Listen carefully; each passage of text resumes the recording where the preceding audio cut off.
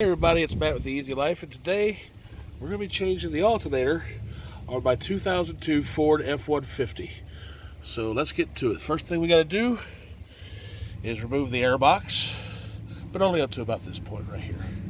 Should be easy enough. That out the way, so we can get to the alternator right beneath the upper radiator hose.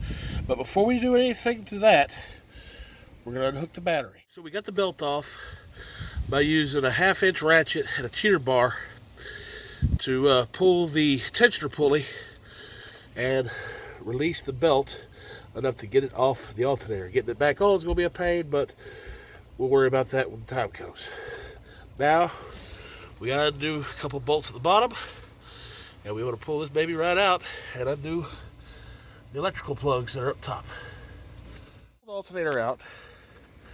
We're about to put the new one in. As you can tell, all the plugs are the same, so it'll bolt right in. We also had to take out this bracket, and it fits right there.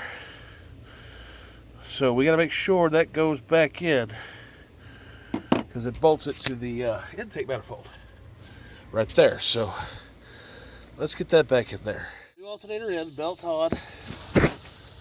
Make sure. Yep, bolted in. All the wires hooked up, the bracket hooked up.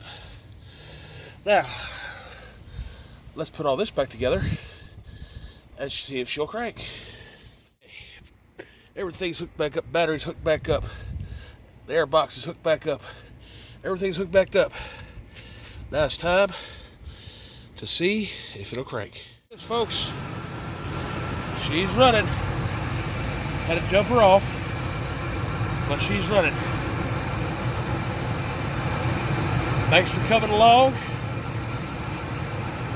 May God be with you. And as always, be good.